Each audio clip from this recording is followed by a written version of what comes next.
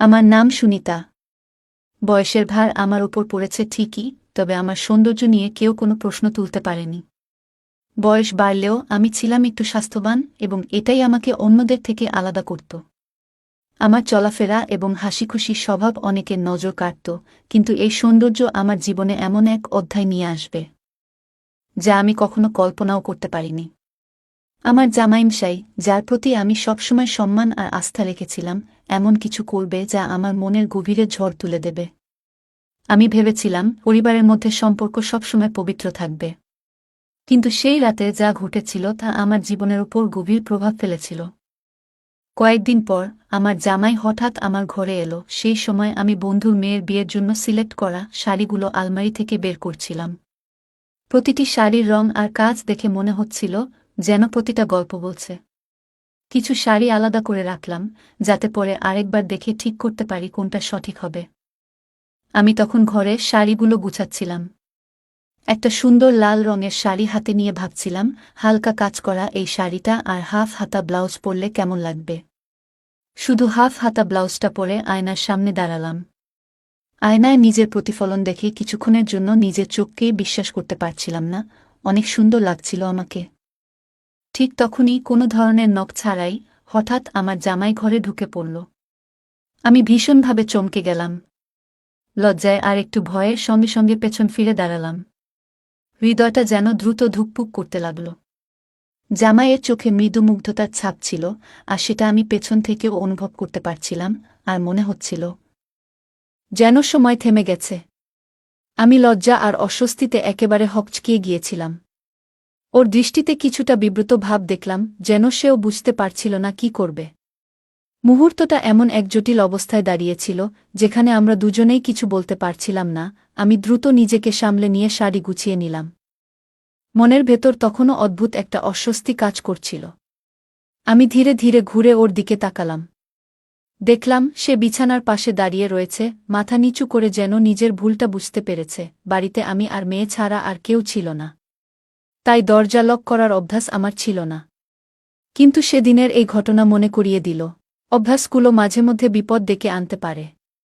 দরজা ঠিকমতো বন্ধ না করার জন্য নিজের উপর রাগ হচ্ছিল, আর সেই সাথে এক অদ্ভুত সংকোচ আমাকে ঘিরে রেখেছিল। ওর চোখে তখন একটা অনুশোচনা আর মৃদু দুঃখের ছায়া ছিল, যা মুহূর্তটাকে আরও জটিল করে তুলছিল। আমার জামাই একটু পিছিয়ে দাঁড়িয়ে বলল, মা, আমি হঠাৎ আপনার ঘরে ঢুকে পড়েছি। দয়া করে ক্ষমা করবেন, কিছু মনে করবেন না। আপনাকে অনেক সুন্দর লাগছে। তার কথা শুনে আমি লজ্জা পেয়ে গেলাম, কিছু বললাম না। তারপর জামাই বলল, আসলে আমি বলতে চাচ্ছিলাম যে আপনি যেভাবে আমাদের সাহায্য করছেন তা সত্যিই অসাধারণ। আজকাল শাশুড়িরা জামাইদের প্রতি এতটা সহানুভূতিশীল হন না, কিন্তু আপনি আমাকে ছেলের মতোই দেখছেন। তবে চিন্তা করবেন না, আমি বেশিদিন এখানে থাকব না। আমি তাড়াতাড়ি একটা চাকরি খুঁজে নেব। আমি জানি জামাইয়ের শ্বশুরবাড়িতে বেশি দিন থাকা মানায় না। আমি ওকে শান্তভাবে বললাম, তোমার আমাকে ধন্যবাদ বলার কোনো দরকার নেই। তুমি যতদিন চাইবে এখানে থাকতে পারো। এটা তোমার নিজের বাড়ির মতো। আমি জামাইকে বললাম, তুমি এই বাড়ির একজন আপনজন। এখানে নিজের ঘর মনে করো। তোমার লজ্জিত হওয়ার কোনো প্রয়োজন নেই। আমার কথা শুনে জামাই হঠাৎ আমাকে জড়িয়ে ধরে বলল, শাশুড়ি মা, আপনি যা করেছেন তার ঋণ আমি কোনোদিন শোধ করতে পারব না। ওর এই আচরণে আমি একটু অবাক হয়ে গেলাম। যদিও এটি স্বাভাবিক ছিল, কিন্তু আমি ভাবতে শুরু করলাম যে হয়তো নতুন প্রজন্মের দৃষ্টিভঙ্গি আমাদের মতো নয়। ধীরে ধীরে আমার মনে কিছু প্রশ্ন আসতে লাগল। অঙ্কিতা আর তার স্বামীর মধ্যে কি সব ঠিক আছে? আমার একটি মেয়ে এবং একটি ছেলে আছে। মেয়েটির বিয়ে হয়ে গেছে এবং ছেলেটিও বিবাহিত। আমার ছেলে প্রায়ই কাজের কারণে বাইরে থাকে, কিন্তু বৌমা আমার সঙ্গেই থাকে। আমার ছেলের বিয়ে হয়েছে 2 বছর এবং মেয়ের বিয়ে হয়েছে 1 বছর। একদিন আমার মেয়ে অঙ্কিতা আমাকে ফোন করে জানালো যে তার স্বামীর চাকরি চলে গেছে। তাদের সামনে বড় বিপদ এসে দাঁড়িয়েছে। আমি সিদ্ধান্ত নিলাম যে ওদের আমার বাড়িতে নিয়ে আসব, যাতে আমি তাদের সাহায্য করতে পারি। পরের দিন অঙ্কিতা আমার বাড়ি এলো। আমি দেখলাম তার মুখে স্পষ্ট চিন্তার ছাপ। আমি ওকে বললাম, যতদিন না জামাই নতুন চাকরি পায় ততদিন তোমরা এখানে থাকো। আমরা সবাই মিলে এই সময়টা পার করে দেব। আমার মেয়ে অঙ্কিতা এবং তার স্বামী বর্তমানে আমার বাড়িতে থাকছিল। আমি ওদের বলেছিলাম যতদিন না তারা সমস্যার সমাধান করতে পারে ততদিন ওরা আমার সঙ্গেই থাকতে পারে। কিন্তু কিছুদিন পর আমার বোমার আচরণ অঙ্কিতার প্রতি পরিবর্তিত হতে শুরু করল। একদিন রাগের মাথায় আমি বোমাকে বলে ফেললাম, যদি এখানে থাকা তোমার জন্য সমস্যা হয় তাহলে তুমি নিজের বাড়িতে চলে যেতে পারো। আমার কথা শুনে সে খুব রেগে গেল এবং সেদিনই তার ব্যাগ গুছিয়ে নিজের বাড়ি যাওয়ার সিদ্ধান্ত নিল। বোমা চলে যাওয়ার পর অঙ্কিতা একটু স্বাভাবিক হতে শুরু করল। এক রাতে আমি অঙ্কিতার ঘরের পাশ দিয়ে যাচ্ছিলাম। তখন শুনতে পেলাম ওর ঘর থেকে বকাবকির শব্দ আসছে। মনে হলো ওদের মধ্যে কিছু ঝামেলা চলছে। আমি সরাসরি ঘরে ঢুকে গেলাম। সেখানে দেখি অঙ্কিতা খুব রাগে ওর স্বামীকে বলছে, 10 দিন হয়ে গেছে কিন্তু এখনও কোনো চাকরি পেলে না। সারাদিন ল্যাপটপে বসে কি করো? বাড়িতে থেকে এখন তেল মালিশ চাইছ? আমি এই অকাজের লোককে আর সহ্য করতে পারব না। অঙ্কিতা এতটাই রেগে গিয়েছিল যে আমার সামনে এসব কথা বলতেও দ্বিধা করল না। অঙ্কিতা রেগে গিয়ে তার স্বামীর প্রতি অপমানজনক কথা বলতে শুরু করল। আমি তখন ওকে ধমক দিয়ে বললাম, অঙ্কিতা, কথার সময় একটু ভেবে কথা বলো। তোমার স্বামী নিশ্চয়ই কোনো না কোনো দিন চাকরি খুঁজে পাবে। এই কঠিন সময়ও কেটে যাবে। এমন সময়ে তোমার উচিত তাকে মানসিকভাবে সমর্থন করা। স্বামীর প্রতি যত্ন নেওয়া অনেক বড় কাজ।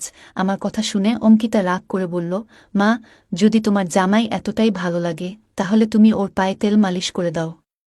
আমি কিছু বলতে যাচ্ছিলাম, তখন জামাই আমার হাত ধরে আমাকে ঘর থেকে বাইরে নিয়ে গেল। সে শান্তভাবে বলল, মা, আমি অঙ্কিতার রাগ আর বিরক্তি বুঝতে পারি। আমি জানি আমার মতো একজন মানুষ যে এখন কাজহীন, সে পরিবারের উপর চাপ সৃষ্টি করছে। তবে আমি চেষ্টা চালিয়ে যাচ্ছি। জামাই বলল, মা, একজন পুরুষের জন্য ঘরে বসে থাকা সত্যিই লজ্জার ব্যাপার। কিন্তু আমি কি করব? এত চেষ্টা করেও চাকরি পাচ্ছি না। মনে হয় ভাগ্যই আমার বিপক্ষে। তার চোখে জল দেখে আমি বললাম, তোমাকে সাহস হারালে চলবে না। এই সময়ও কেটে যাবে। তারপর বললাম, তুমি এখানে বিছানার ধারে বসো। আমি তোমার মাথায় একটু তেল মালিশ করে দিই। এতে তোমার মন শান্ত হবে আর তুমি ভালো ঘুমাতে পারবে। আমি তার মাথায় তেল মালিশ শুরু করলাম। কয়েক মিনিটের মধ্যেই জামাই বলল, মা, আপনার হাতে যেন জাদু আছে। আমার সব চাপ কমে গেছে। আপনি কি আমার কাঁধেও একটু তেল লাগিয়ে দেবেন? আমি তার কাঁধে হাত বোলানোর সময় একটু অস্বস্তি বোধ করলাম। তখনই বললাম, আমার হাত একটু ব্যথা করছে এবং কিছুটা দূরে সরে এলাম। জানি না কেন আমার ভিতকে অস্বস্তি কাজ করছিল। কিছুদিনের মধ্যেই জামাই একটি চাকরি পেল। চাকরি পাওয়ার 2 দিন পর মেয়ে এসে আমাকে জানালো যে সে মা হতে চলেছে। এই খবর শুনে আমি খুব খুশি হলাম। জামাই ও মেয়ে তাদের বাড়ি ফেরার প্রস্তুতি নিচ্ছিল। কিন্তু আমি তাদের বললাম, আরও 2 দিন থেকে যাও। তোমাদের সঙ্গে এই সময়টা কাটিয়ে নিতে চাই।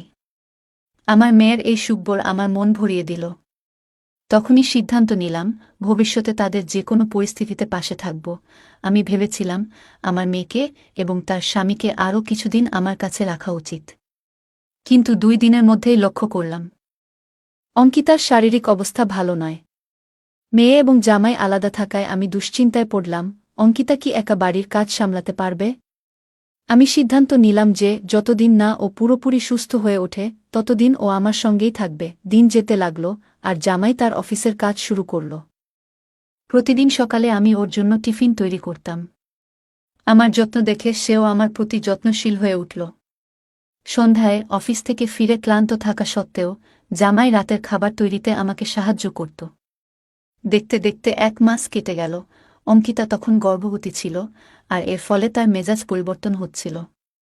জামাই এ বিষয়ে খুব বেশি কিছু জানত না, তাই তাদের মধ্যে ছোটখাটো তর্ক হচ্ছিল।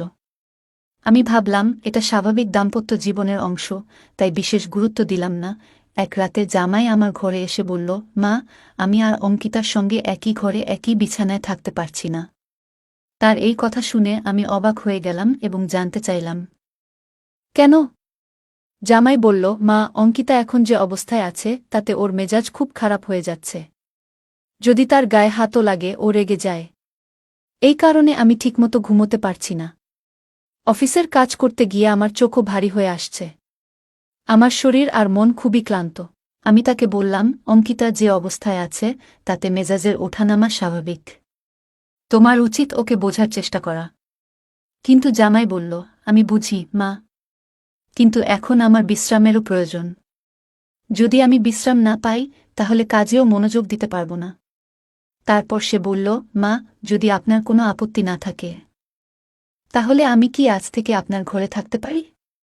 আমি প্রথমে সরাসরি হ্যাঁ বলিনি, তবে বুঝলাম তার কাছে আর কোনো বিকল্প নেই। তাই কিছুক্ষণ ভেবে বললাম, ঠিক আছে। আমার মনে যদিও একটু দ্বিধা ছিল, তবু আমি ভাবলাম এটি সাময়িক সমস্যা এবং ওর আরামটাই এখন গুরুত্বপূর্ণ। সেই রাতে যখন জামাই আমার ঘরে ঘুমাতে এলো, আমি খুব অস্বস্তি বোধ করছিলাম, কারণ আগে কখনো এমন পরিস্থিতি হয়নি। ওর উপস্থিতির কারণে আমি রাতে ঘুমাতে পারিনি। আমি ভাবলাম এটি একটি নতুন অভিজ্ঞতা এবং বিষয়টি যতটা সহজভাবে নেওয়া যায় ততটাই ভালো। সেই রাতে আমি সালোয়ার কামিজ পরে ঘুমিয়ে পড়েছিলাম, তবে সারা রাত অস্বস্তি অনুভব করছিলাম এবং ঘুম ঠিকমতো হয়নি। সারা রাত বিছানায় এপাশোপাশ করছিলাম। মনে হচ্ছিল পুরো বাড়িটা যেন নীরব, কিন্তু আমার হৃদয়ের অস্বস্তি সেই নীরবতার মধ্যেও একটা ভারী শব্দ হচ্ছিল। ঘুম আসছিল না। চোখের পাতা এক করতে গেলেই সেই মুহূর্তটা বারবার মনে পড়ে যাচ্ছিল। এই অস্বস্তি আর চিন্তা মিলিয়ে রাতটা এক অদ্ভুত অনুভূতির মধ্যে কাটল। পরের রাতে যখন আমি ঘুমাতে যাচ্ছিলাম, জামাই বলল, মা, আমি বুঝতে পারি যে আপনি কাল রাতে ভালো করে ঘুমোতে পারেননি। আমি জানি আপনি আমাদের গ্রামের বাড়িতে কিভাবে আরাম করে থাকেন। আমাকে লজ্জা করার কিছু নেই। আপনি চাইলে আপনার স্বাভাবিক পোশাক পরে ঘুমাতে পারেন। আমাকে একজন জামাই নয়, একজন ছেলের মতো ভাবুন। তার কথা শুনে আমি কিছুক্ষণ চিন্তা করলাম। সত্যি সারা রাত শাড়ি পরে থাকার কারণে আমার ঘুমের সমস্যা হয়েছিল। তাই এবার আমি আর অস্বস্তি করতে চাইনি। আমি নিজের পোশাক পাল্টে এসে আরাম করে বসে পড়লাম। জামাই তখন বলল, মা, এই পোশাকে আপনি আমার মা নন, একদমই অন্যরকম লাগছেন। সত্যিই আপনি নিজেকে খুব ভালোভাবে সাজিয়েছেন। তার কথায় আমি একটু হেসে নিজের জায়গায় ঘুমাতে চলে গেলাম। পরের দিন সকালে আমি রান্নাঘরে নাশতা বানানোর পর থালাবাসন ধুয়ে গোসল করতে বাথরুমে গেলাম। বাথরুমে ঢুকে হঠাৎ পায়ে সাবানের জল লাগায় আমি পিছলে পড়ে গেলাম। সঙ্গে সঙ্গে আমার কোমরে প্রচণ্ড ব্যথা শুরু হলো এবং আমি নিজে নিজে উঠতে পারছিলাম না। আমি তখন অঙ্কিতাকে ডাকলাম, কিন্তু সে তার ঘর থেকে আসেনি। এরপর জামাই দৌড়ে এসে বলল, মা, কি হয়েছে? আপনি ঠিক আছেন তো? সে আমাকে উঠতে সাহায্য করল এবং বলল, আপনার আরও সাবধানে থাকা উচিত, মা। বাথরুমে পড়ে গিয়ে যখন যন্ত্রণা পাচ্ছিলাম তখন জামাইমশাই দ্রুত এসে আমাকে উঠিয়ে বিছানায় নিয়ে গেলেন।